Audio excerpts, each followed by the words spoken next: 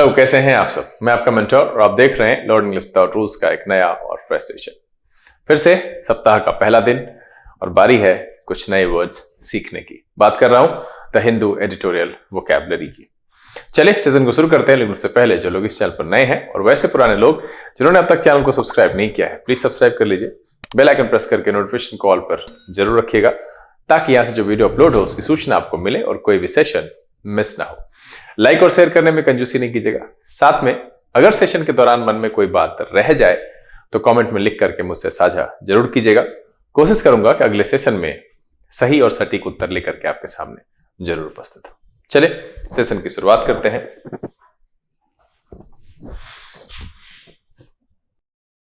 Learn English without rules के session में एक बार फिर से आप सबका तहे दिल से स्वागत है। उम्मीद है आप सब तैयार हैं। तो चलिए फटाफट सेशन की शुरुआत करते हैं और शुरू करेंगे वहीं से वर्ड ऑफ द डे से। लेकिन मैं बस इतना कहूंगा कि सेशन जैसे जैसे आगे बढ़ेगा और इसका जो लास्ट वाला वर्ड है वो आप बहुत कॉमन इस्तेमाल करते हैं और ये अंतिम वर्ड मैं किसी दूसरे मीनिंग के साथ लेकर के उपस्थित हुआ हूं। तो जरूरी यह है कि सेशन में आप बने रहिए, भगा भगा करके मत देखिए और हर एक वर्ड को नोट डाउन जरूर कीजिएगा। लगे नया है तो नोट डाउन करने से वो आपके जहन में रह जाएगा। तो अंतिम वाले तक पहुंचिएगा जरूर। शुरू से अंत तक वीडियो पर बने रहिए। चलिए सेशन की शुरुआत करते हैं और वही वर्ड ऑफ द डे। आज का वर्ड ऑफ द डे है कहूट्स। क्या है? कहूट्स। अब देखिए इसमें एस लगा हुआ है। जनरली ये कहूट्स एस के साथ इस्तेमाल होता है। ऐसे स्पेलिंग में CAHOOT लिखते हैं, लेकिन जब इसको प्रयोग करते हैं तो कहूट्स ही इस्तेमाल होता है। और इसको किस तरीके से यूज करते हैं सेंटेंस में वो भी मैं बताता हूं। इसका मीनिंग देखिए, ये सबसे पहले तो नाउन की तरह इस्तेमाल होता है, ठीक है। और इसका मतलब है टू बी प्लानिंग और doing something dishonest with someone else. मतलब है कि साठगांठ या मिली भगत से कहते हैं। मतलब किसी के साथ अगर हम कुछ किसी के खिलाफ बुरा करने की सोच रहे हैं तो वो जो संबंध वहां पर है उस सेंस में हम कहूट्स का इस्तेमाल करते हैं साठगांठ के अर्थ में कि टू बी प्लानिंग और doing something dishonest with someone else, है ना। मतलब मिल करके हम करें। तो इस तरह का जो मिलाप है जो कि कहीं ना कहीं किसी कॉन्स्पिरेसी के लिए है, किसी बुरे काम के लिए है, उसको हम साठगांठ कहते हैं, ठीक है। तो उसको कहूट्स कहेंगे। इसको इस्तेमाल करते हैं इन कहूट्स विद। क्या है? इन कहूट्स विद। इस तरीके से ये यूज किया जाता है। सिनोनिम की बात करें, कोलूजन, कंस्पिरेसी एंड पार्टनरशिप। एक अर्थ में कहूट्स के सिनोनिम के तौर पर रखेंगे क्या? कोलूजन, कंस्पिरेसी एंड पार्टनरशिप। कहूट्स के सिनोनिम के तौर पर रखा जाएगा। एंटोनिम की बात करें, आइसोलेशन, सेपरेशन एंड अपोजिशन। क्या हो जाएगा? Isolation, separation and opposition. एक अर्थ में कहूट्स के एंटोनिम के तौर पर हम इस्तेमाल कर सकते हैं। तो आज के सेशन का जो वर्ड ऑफ द डे है वो है कहूट्स। कहूट्स का मतलब होता है साठगांठ, टू बी प्लानिंग और doing something dishonest with someone else. इस अर्थ में हम कहूट्स का प्रयोग करते हैं। एग्जांपल देख लेते हैं। कह रहा है the area is dominated by guerrillas in cahoots with drug traffickers. क्या है? The area is dominated by guerrillas in cahoots with drug traffickers. तो यहां पर जो साठगांठ है वो गोरिल्लास और कहूट्स जो ड्रग ट्रैफिकर्स है उनका है। The area is dominated by guerrillas in cahoots with drug traffickers. अब यहां पर देखिए कि यूज करने का क्या है? इन कहूट्स विद। तो यही चीज मैंने आपको यहां पर दिखाया कि ये कैसे दिखेगा। अगर कहीं पर इसके साथ लगाना हो तो विद लगेगा और पीछे इन लगेगा, ये ध्यान दीजिएगा। तो यहां पर जो आज का वर्ड ऑफ द डे है वो है कहूट्स। मुझे लिख करके बताइएगा कि क्या ये शब्द आपने इससे पहले सुना था। कमेंट में लिख करके मुझे बताइएगा जरूर। चलिए सेशन में बढ़ते हैं आगे और लेते हैं आज का पहला वर्ड। आज का जो पहला वर्ड है वो है ascertain। ascertain वर्ब की तरह प्रयोग होता है। ascertain का मतलब होता है टू फाइंड समथिंग आउट और टू डिस्कवर अ फैक्ट और टू मेक सर्टेन। मतलब है कि कुछ पता लगाना, कुछ फैक्ट को खोजना या फिर किसी चीज को निश्चित करना। मतलब यहां पर क्या है? पता लगाना, जांच करके पता लगाना। इस अर्थ में हम ascertain का प्रयोग करते हैं। टू फाइंड समथिंग आउट और टू डिस्कवर अ फैक्ट या फिर टू मेक सर्टेन, इस अर्थ में प्रयोग किया जाता है ascertain का। यहां इस सेशन में पहला और इस पेज पर आने वाला भी पहला शब्द है ये ascertain। To find something out, to discover a fact और टू मेक सर्टेन, इस अर्थ में प्रयोग करते हैं ascertain का। सिनोनिम की बात करें, find out, discover, verify and detect. क्या हो जाएगा? Find out, discover, verify and detect. एक अर्थ में ascertain के सिनोनिम के तौर पर प्रयोग कर सकते हैं। एंटोनिम की बात करें, miss, ignore, overlook and forget. क्या हो जाएगा? Miss, ignore, overlook and forget. एक अर्थ में ascertain के एंटोनिम के तौर पर प्रयोग किया जा सकता है। ascertain एक वर्ब की तरह प्रयोग होता है। इसका मतलब होता है to find something out, to discover a fact और टू मेक सर्टेन, यानी पता लगाना, जांच कर पता लगाना। इस अर्थ में हम ascertain का प्रयोग करते हैं। एग्जाम्पल देख लेते हैं। The fire department has been enable to ascertain the cause of the fire. क्या है? The fire department has been enable to ascertain the cause of the fire. तो यहां पर सेशन का पहला, इस पेज पर पहला शब्द ascertain मतलब होता है टू फाइंड समथिंग आउट और टू डिस्कवर अ फैक्ट और टू मेक सर्टेन मतलब है पता लगाना, जांच करके पता लगाना। इस अर्थ में यूज करते हैं सर्टेन का। चले अगला जो शब्द है वो है लॉर्ड ओवर। ये एक फ्रेजल वर्ब है। लॉर्ड ओवर का मतलब होता है एसेट अथॉरिटी और डोमिनेंस ओवर समवन और समथिंग। मतलब है किसी के ऊपर अथॉरिटी जमाना यानी प्रभुत्व करना, दबदबा बनाना। इस अर्थ में हम प्रयोग करते हैं एसेट अथॉरिटी और डोमिनेंस ओवर समवन और समथिंग। और अगर ये समझ में नहीं आ रहा तो आगे देखिए क्या लिखा, to behave as if you are more important than someone. मतलब ऐसे व्यवहार करना कि आप किसी से ज्यादा इंपॉर्टेंट है एंड आपके पास अथॉरिटी है and have a right to tell that person what to do. मतलब आपके पास ये अथॉरिटी है कि आप उस पर्सन को ये बताओ कि क्या करना चाहिए, क्या नहीं करना चाहिए। मतलब है to behave as if you are more important than someone and have a right to tell that person what to do. मतलब है प्रभुत्व करना या दबदबा बनाना। इस अर्थ में हम लॉर्ड ओवर जो कि फ्रेजल वर्ब है उसका प्रयोग करते हैं। इस सेशन में आने वाला दूसरा शब्द है और इस पेज का भी assert authority और dominance over someone or something मतलब है lord over, या फिर to behave as if you are more important than someone and have a right to tell that person what to do। मतलब है कि आप किसी से खुद को बेहतर समझते हो और आप ये समझते हो कि आपके पास ये अधिकार है कि आप उसको इंस्ट्रक्ट कर सको कि उसे क्या करना चाहिए, क्या नहीं करना चाहिए, क्या करना है। इस अर्थ में हम लॉर्ड ओवर का प्रयोग करते हैं। सिनोनिम की बात करें, rule, govern, lead and control. क्या है? Rule, govern, lead and control. एक अर्थ में लॉर्ड ओवर के सिनोनिम के तौर पर प्रयोग किया जा सकता है। एंटोनिम मुझे यहां लगा नहीं, मैंने छोड़ दिया है। एग्जाम्पल देख लेते हैं। Pastors are service those in church, है ना। Pastors are to service those in church not lord over them. क्या है? Pastors are to service those in church not lord over them. तो यहां पर जो दूसरा शब्द है वो है लॉर्ड ओवर। इसका मतलब होता है assert authority और dominance over someone or something मतलब है प्रभुत्व करना या दबदबा बनाना। चलिए अगला जो शब्द है वो है पोर्टेबल। बहुत ही कॉमन है, शायद आपको पता हो, मुझे लिख करके बताइएगा कि ये पता था या नहीं था। ये एडजेक्टिव की तरह इस्तेमाल होता है, यूज्ड अबाउट वाटर, और कभी कभी ये लिक्विड के लिए भी इस्तेमाल होता है। कोई भी चीज सेफ टू ड्रिंक या फिर clean and safe to drink, मतलब जो भी कोई लिक्विड है, विशेष करके पानी, अगर वो साफ है और पीने लायक है उसको हम पोर्टेबल कहते हैं। ठीक है, पानी पीने के लिए सुरक्षित, किसी लिक्विड के लिए भी रख सकते हैं। सिनोनिम एंटोनिम मुझे यहां लगा नहीं, मैंने छोड़ दिया है। There were severe shortage of food and lack of access to portable water. क्या है? There were severe shortage of food and lack of access to portable water. Portable का मतलब है जो सेफ हो, पीने लायक हो, है ना, साफ हो, clean and safe to drink, उस अर्थ में हम इस्तेमाल करते हैं पोर्टेबल का। इस पेज पर आने वाला पहला शब्द है पोर्टेबल, एक प्रकार का एडजेक्टिव है, यूज्ड अबाउट वाटर, लेकिन आप इसको लिक्विड के लिए भी कभी कभी इस्तेमाल कर सकते हो। सेफ टू ड्रिंक और clean and safe to drink मतलब है पीने लायक, पीने के लिए सुरक्षित, इस अर्थ में हम इसका प्रयोग करते हैं। चलिए आगे जो शब्द है वो है एनवायरन्स।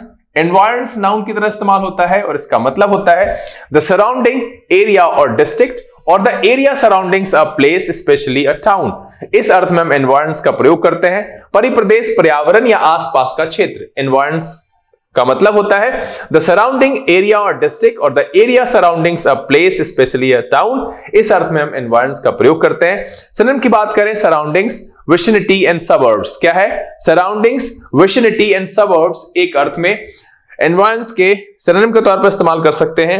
एंटोनिम की बात करें, centre, middle, inside and interior एक अर्थ में एनवायरन्स के एंटोनिम के तौर पर इस्तेमाल किया जा सकता है। तो यहां पर इस पेज पर जो दूसरा शब्द है वो है एनवायरन्स, मतलब होता है the surrounding area or district, the area surroundings a place specially a town, परिप्रदेश, पर्यावरण या आसपास का क्षेत्र, मतलब है surroundings, vicinity and suburbs. Antonym कहेंगे centre, middle, inside and interior एक अर्थ में एनवायरन्स के एंटोनिम के तौर पर प्रयोग कर सकते हैं। एग्जांपल देख लेते हैं। People living in the immediate environs of a nuclear plant. क्या है? People living in the immediate environs of a nuclear plant. चलिए इस पेज पर दो शब्द, पोर्टेबल मतलब है सेफ टू ड्रिंक या clean and safe to drink, and दूसरा एनवायरन्स मतलब होता है the surrounding area or district या the area surroundings a place specially a town मतलब है आसपास का क्षेत्र। चलिए अगला जो शब्द है वो है कॉग्निजेंट। कॉग्निजेंट एडजेक्टिव की तरह इस्तेमाल होता है और इसका मतलब होता है अंडरस्टैंडिंग और रियलाइजिंग समथिंग और हैविंग नॉलेज और अंडरस्टैंडिंग ऑफ समथिंग।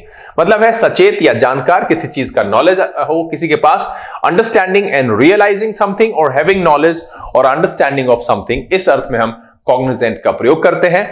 सचेत या जानकार, सिनोनिम की बात करेंगे अवेयर, कॉन्शियस एंड जुडिशियस। क्या हो जाएगा? अवेयर, कॉन्शियस एंड जुडिशियस एक अर्थ में कॉग्निजेंट के सिनोनिम के तौर पर हम प्रयोग कर सकते हैं। यहां इस पेज पर आने वाला जो पहला शब्द है वो है कॉग्निजेंट, मतलब होता है अंडरस्टैंडिंग और रियलाइजिंग समथिंग और हैविंग नॉलेज और अंडरस्टैंडिंग ऑफ समथिंग। इस अर्थ में हम कॉग्निजेंट का प्रयोग करते हैं। सचेत या जानकार, जो व्यक्ति किसी चीज की जानकारी रखता हो। कॉग्निजेंट एडजेक्टिव की तरह प्रयोग होता है। सिनोनिम क्या है? Aware, conscious and judicious. क्या है? अवेयर, कॉन्शियस एंड जुडिशियस एक अर्थ में कॉग्निजेंट के सिनोनिम के तौर पर इस्तेमाल कर सकते हैं। एंटोनिम की बात करें, इग्नोरेंट, इंडिफरेंट एंड अनअवेयर। क्या हो जाएगा? इग्नोरेंट, इंडिफरेंट एंड अनअवेयर एक अर्थ में कॉग्निजेंट के एंटोनिम के तौर पर हम रख सकते हैं। चले फटाफट एग्जांपल देख लेते हैं। We should be cognizant of the fact that every complaint is not a justified complaint. क्या है? We should be cognizant of the fact that every complaint is not a justified complaint. तो इस page पर आने वाला पहला शब्द है cognizant, मतलब होता है अंडरस्टैंडिंग और रियलाइजिंग समथिंग और हैविंग नॉलेज और अंडरस्टैंडिंग ऑफ समथिंग, मतलब है सचेत या जानकार। इस अर्थ में हम cognizant का प्रयोग करेंगे। चले अगला जो शब्द है वो है inept। इसको आप यहां पर ईपीटी भी लगा के लिख सकते हो। दोनों की स्पेलिंग अलग भी होगी, फिर भी मीनिंग सेम ही होता है लगभग। एडजेक्टिव की तरह प्रयोग होता है, नॉट सुटेबल और एप्रोप्रिएट इन द सर्कमस्टांसेस। मतलब आपने नहीं समझा मैंने क्या कहा।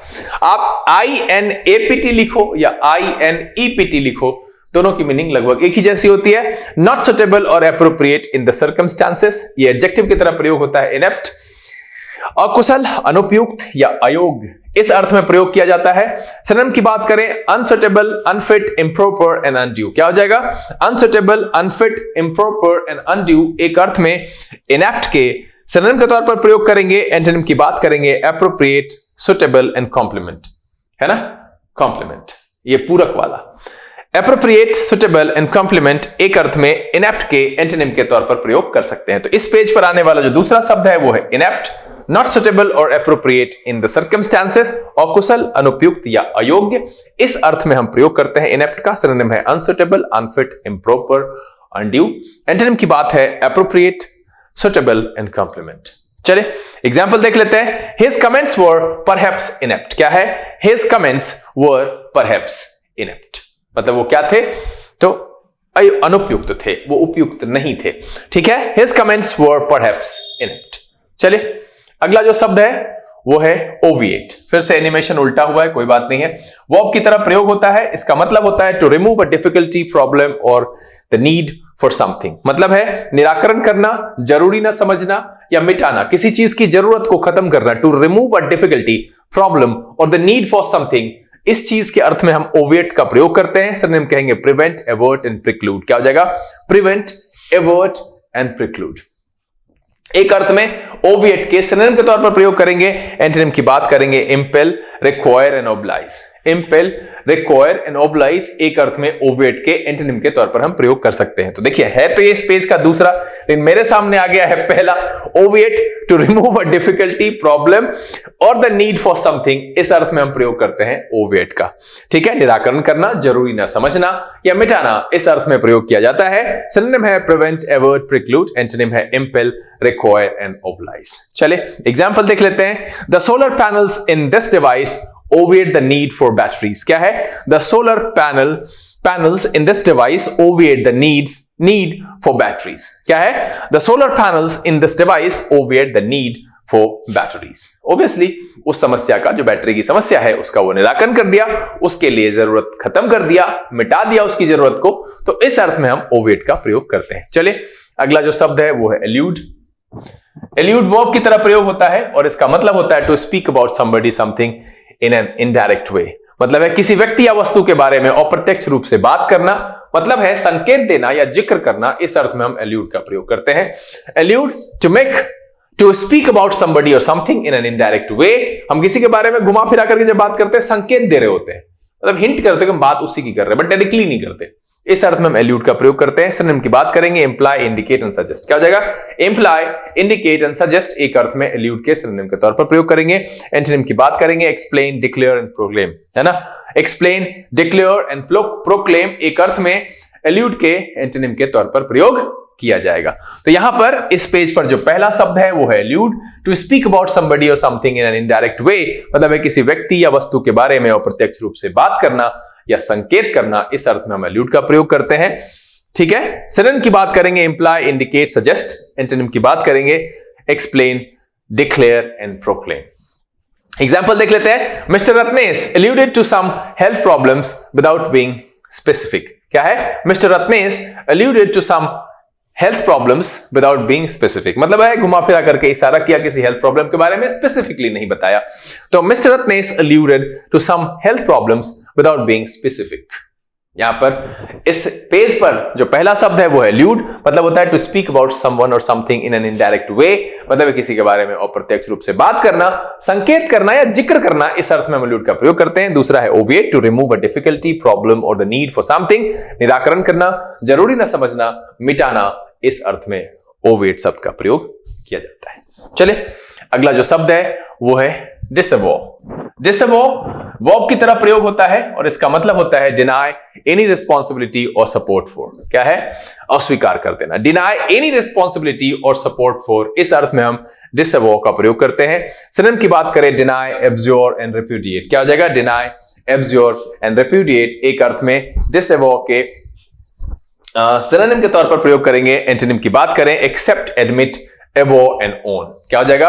एक्सेप्ट, एडमिट, एवो एंड ओन एक अर्थ में डिसएवो के एंटोनिम के तौर पर प्रयोग कर सकते हैं। तो यहां पर इस पेज पर जो पहला शब्द है वो है डिसएवो, मतलब होता है डिनाई एनी रिस्पॉन्सिबिलिटी और सपोर्ट फॉर, मतलब है अस्वीकार कर देना।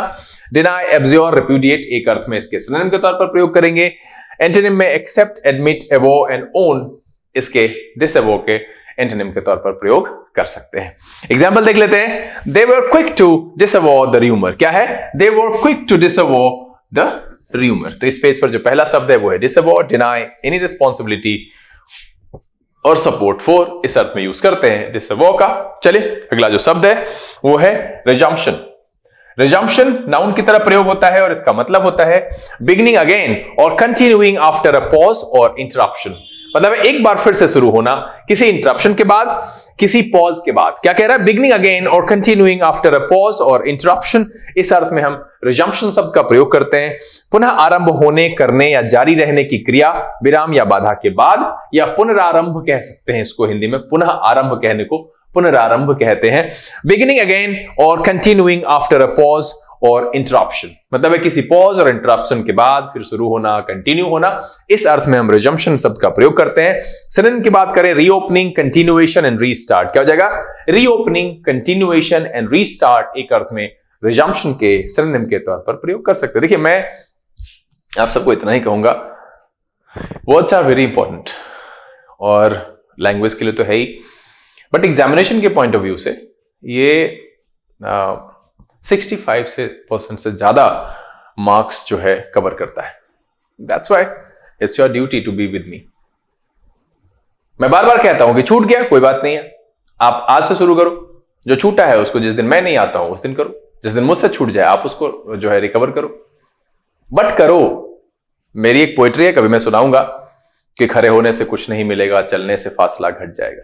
देखिए हम लोग बीमार पड़ते हैं, खाने की इच्छा नहीं होती है, बट फिर भी थोड़ा खाते हैं, मन नहीं करता फिर भी जबरदस्ती कुछ लिक्विड ही लेते हैं, बट लेते हैं क्योंकि ये कहते हैं कि अंदर से कमजोरी हो जाएगी, ताकत घट जाएगी, तो फिर लड़ेंगे कैसे। सेम कहानी पढ़ने के साथ भी, ठीक है, पढ़ने का मन पर डे हो ऐसा नहीं है, प्रत्येक दिन हो ऐसा नहीं है, तो आपको क्या करना है, थोड़ा पढ़ लो, हाँ थोड़ा कर लो। अब बहुत सारे ऐसे सुपर बिगनर्स हैं जिनको पढ़ने में मजा नहीं आता है, तो भाई साहब आपको पता है ना कि ये स्ट्रॉन्गेस्ट वेपन है पढ़ाई, इससे बेहतर कुछ नहीं है इस दुनिया में। कोई साथी संगति, कोई प्रेम मोहब्बत महबूबा मासूका कोई नहीं है जो इससे बेहतर है। इसको प्रेम करके देखो, ये इतना प्रेम लौटाएगा ना, इतनी इज्जत लौटाएगा कि आप संभाल नहीं पाओगे। तो करना क्या है, धीरे धीरे करो, ज्यादा नहीं करना। मैं 15-16 कराता हूं, अब 5-7 करो, कोशिश करो कि सब रह जाए। 15 करोगे तो 7 रहेगा। अब तुम 7 कोशिश करोगे तो 3 रहेगा। मैं ये नहीं कह रहा हूं कि आधा करो, पढ़ो, मुझे पता है रहेगा आधा ही। टेंशन नहीं लेना है, ज्यादा जोर से नहीं पकड़ते। हाँ, ज्यादा जोर से पकड़ोगे तो रेत जैसा फिसल जाएगा। प्यार से पढ़ो ना यार, धीरे धीरे पढ़ना है। जो वर्ड है लग रहा है डेली यूज कर सकते हैं, करो। इस पर 2-2, 3-3 सेंटेंस बना लो बाद में। मैंने एग्जांपल्स भी दे रखे यहां पर कि कैसे बनाना है। एंड ट्राई एंड अंडरस्टैंड कि मैं क्या कहना चाहता हूं, समझने की कोशिश करो। ये सब आपके लिए है। मुझे क्या, मैं तो अपनी ड्यूटी पूरा कर रहा हूं। इसका जो परिणाम होगा, जो प्रतिफल होगा, वो मुझे मिलेगा। हाँ, अगर मैं अच्छा कर रहा हूं तो आप लोग को पसंद आ रहा है, तो आप लोग लाइक कर रहे हैं, शेयर कर रहे हैं, लोगों तक बढ़ा रहे हैं, लोग मुझसे पूछ रहे हैं, मुझसे कांटेक्ट कर रहे हैं, बात कर रहे हैं। तो रीजन क्या है कि मैं तो अपना काम कर रहा हूं, ये मुझे मिलेगा। बट इससे आपको क्या लेना है, you have to decide it. So please, जरूरी है करना, करिए। तो यहां पर क्या है, इस पेज पर जो दूसरा शब्द आया है वो है रिजम्पशन। मतलब होता है बिगिनिंग अगेन और कंटिन्यूइंग आफ्टर अ पॉज और इंटरप्शन। मतलब है फिर से शुरू होना किसी पॉज या किसी इंटरप्शन के बाद। सिनोनिम क्या है, reopening, continuation and restart. Antonym है अबैंडनमेंट एंड सस्पेंशन और एग्जिट। अबैंडनमेंट, सस्पेंशन और एग्जिट एक अर्थ में इसके रिजम्पशन के एंटोनिम के तौर पर प्रयोग किया जा सकता है। एग्जाम्पल देख लेते हैं। कहता है, he worked for the resumption of economic ties between India and Bhutan। क्या है, he worked for the resumption of economic ties between India and Bhutan। क्या एक बार फिर से सुन लीजिए, he worked for the resumption of economic ties between India and Bhutan। जो बाधा हो गई थी, जो रुक गई है, उसको फिर से शुरू करने की कोशिश कर रहा है। इकोनॉमिक टाइज जो इंडिया और भूटान के बीच में है, समझने की कोशिश कीजिए। धीरे धीरे समझेंगे, इंग्लिश को इंग्लिश में समझे तो बेहतर है। चलिए, अगला जो शब्द है वो है काउंटेनेंस। काउंटेनेंस नाउन और वर्ब दोनों तरीके से प्रयोग होता है। इसका मतलब होता है टू अप्रूव ऑफ और गिव सपोर्ट टू समथिंग और अ पर्सन्स फेस और हिज और हर एक्सप्रेशन। जो किसी का एक्सप्रेशन होता है ना, जो जैसा भाव होता है, चेहरे पर जो भाव दिखता है, उसके लिए भी काउंटेनेंस का यूज करते हैं। लेकिन मैंने इसको रखा है इस अर्थ में, टू अप्रूव ऑफ और गिव सपोर्ट टू समथिंग। मतलब है कि समर्थन, अनुमोदन करना, सहन करना, इस अर्थ में इसको प्रयोग करते हैं। दूसरा जो है यहां पर मैंने सेंस रखा है मुखाकृति, किसी का चेहरा या उसकी भावाभिव्यक्ति, है ना, भावा अभिव्यक्ति। मतलब है भाव की जो अभिव्यक्ति है, जो आ रहा है चेहरे पर, उसमें क्या दिख रहा है, क्या एक्सप्रेशन है, उसके लिए भी हम काउंटेनेंस का यूज करते हैं, है ना। ऐसे समर्थन करना, अनुमोदन करना, सहन करना, इस अर्थ में काउंटेनेंस का यहां पर जो है मैंने बताया है। टू अप्रूव ऑफ और give support to something, countenance हम इस अर्थ में यहां पर रखें, नाउन और वर्ब की तरह प्रयोग करते हैं। सिनोनिम की बात करें, एक्सेप्ट, सैंक्शन एंड एड। क्या हो जाएगा, एक्सेप्ट, सैंक्शन एंड एड एक अर्थ में काउंटेनेंस के सिनोनिम के तौर पर इस्तेमाल करेंगे। एंटोनिम की बात करें, रिप्रूव, रिब्यूक एंड अपोज। क्या हो जाएगा, रिप्रूव, रिब्यूक एंड अपोज एक अर्थ में काउंटेनेंस के एंटोनिम के तौर पर प्रयोग किया जा सकता है। इस पेज पर जो पहला शब्द है वो है काउंटेनेंस। मतलब होता है टू अप्रूव ऑफ और गिव सपोर्ट टू समथिंग, यानी, और दूसरा अ पर्सन्स फेस और हिज और हर एक्सप्रेशन, उसका चेहरा, उसके एक्सप्रेशन जिस तरीके के, उसके लिए भी काउंटेनेंस का यूज करते हैं। एग्जांपल देख लेते हैं। The school will not countenance bad behaviour. क्या है, the school will not countenance bad behaviour, उसका समर्थन नहीं करेगी, अनुमोदन नहीं करेगी, बर्दाश्त नहीं करेगी। इस अर्थ में हम काउंटेनेंस का यूज करते हैं। तो इस पेज पर आने वाला पहला शब्द है काउंटेनेंस। मतलब क्या होता है, टू अप्रूव ऑफ और गिव सपोर्ट टू समथिंग। चलिए, अगला शब्द है इनएडिक्वेसी। क्या है, इनएडिक्वेसी नाउन की तरह इस्तेमाल होता है और इसका मतलब होता है the state of not being enough or good enough, या state of not being able or confident to deal with the situation. मतलब है अपर्याप्तता, अयोग्यता और कमी। लेकिन किस चीज की, वो देखिए, the state of not being enough or good enough. मतलब कहीं पर आप इनफ नहीं है होने के अर्थ में, और गुड इनफ नहीं है, वो दूसरा क्या है, a state of not being able to confident और डील विद द सिचुएशन। मतलब है आप इतने कॉन्फिडेंट नहीं है कि किसी सिचुएशन के साथ डील कर सके, उस अर्थ में अपर्याप्तता, अयोग्यता या कमी का जो है सेंस लिया गया है। इनएडिक्वेसी मतलब यहां पर है the state of not being enough or good enough, या state of not being able or confident to deal with the situation. इस अर्थ में हम इनएडिक्वेसी का प्रयोग करते हैं। सिनोनिम की बात करें, लैक, पॉसिटी एंड डर्थ। क्या है, लैक, पॉसिटी एंड डर्थ एक अर्थ में इनएडिक्वेसी के सिनोनिम के तौर पर इस्तेमाल करेंगे। एंटोनिम की बात करें, प्लिथोरा, एक्स्ट्रा एंड इनफ। क्या हो जाएगा, प्लिथोरा, एक्स्ट्रा एंड इनफ एक अर्थ में इनएडिक्वेसी के एंटोनिम के तौर पर हम प्रयोग कर सकते हैं। तो इस पेज पर जो दूसरा शब्द है वो है इनएडिक्वेसी, मतलब होता है the state of not being enough or good enough, या state of not being able or confident to deal with the situation. इस अर्थ में हम यूज करते हैं इनएडिक्वेसी का। एग्जांपल देख लेते हैं। I always suffer from feelings of inadequacy when I am with him. क्या है? I always suffer from feelings of inadequacy when I am with him. Feelings of inadequacy मतलब है अपर्याप्तता या कमी वाली फीलिंग्स। क्या है? I always suffer from feelings of inadequacy when I am with him. चलिए आगे बढ़ते हैं। अगला जो शब्द है वो है अम्पटीन। अम्पटीन प्रोनाउन या डिटर्मिनर की तरह इस्तेमाल करते हैं। अम्पटीन का मतलब होता है वेरी मेनी या अलॉट, मतलब है बहुत से या कई। अम्पटीन इस अर्थ में प्रयोग होता है। सिनोनिम की बात करें, myriad, numerous and plenteous। क्या है? myriad, numerous and plenteous एक अर्थ में अम्पटीन के सिनोनिम के तौर पर प्रयोग करेंगे। एंटोनिम की बात करें, few, scarce, scant and meager। क्या है? few, scarce, scant and meager एक अर्थ में अम्पटीन के एंटोनिम के तौर पर प्रयोग किया जा सकता है। इस पेज पर जो पहला शब्द है वो है अम्पटीन, वेरी मेनी, अलॉट बहुत से या कई। सिनोनिम करें, myriad, numerous and plenteous। Antonym की बात करें, few, scarce, scant and meager एक अर्थ में अम्पटीन के एंटोनिम के तौर पर प्रयोग कर सकते हैं। एग्जाम्पल देख लेते हैं। I have told this story umpteen times। क्या है? I have told this story umpteen times। चलिए अगला जो शब्द है वो है reprehensible। क्या है? reprehensible एडजेक्टिव की तरह प्रयोग होता है। reprehensible का मतलब है morally wrong and deserving criticism। क्या है? morally wrong जो हो और जिसको जो क्रिटिसिज्म डिजर्व करता हो उसके लिए हम रेप्रिहेंसिबल का इस्तेमाल करते हैं। खराब, नैतिक रूप से गलत या निंदनीय, इस अर्थ में हम रेप्रिहेंसिबल का प्रयोग करते हैं। क्या है? खराब, नैतिक रूप से गलत या निंदनीय, इस अर्थ में Morli wrong and deserving criticism, इस अर्थ में हम रेप्रिहेंसिबल का प्रयोग करते हैं। सिनोनिम की बात करें, डिप्लोरेबल, डिसग्रेसफुल एंड इविल। क्या हो जाएगा? डिप्लोरेबल, डिसग्रेसफुल एंड इविल एक अर्थ में रेप्रिहेंसिबल के सिनोनिम के तौर पर इस्तेमाल करेंगे। एंटोनिम की बात करें, एडमायरेबल, लॉर्डेबल एंड क्रेडिटेबल। क्या हो जाएगा?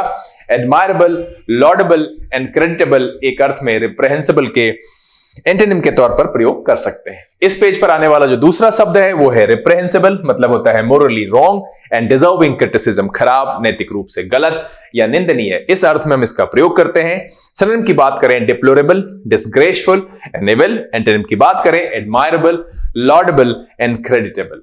चलिए एग्जांपल देख लेते हैं। his conduct was thoroughly reprehensible। क्या है? his conduct was thoroughly reprehensible। चलिए आगे बढ़ते हैं। अगला जो शब्द है वो है स्टर्लिंग।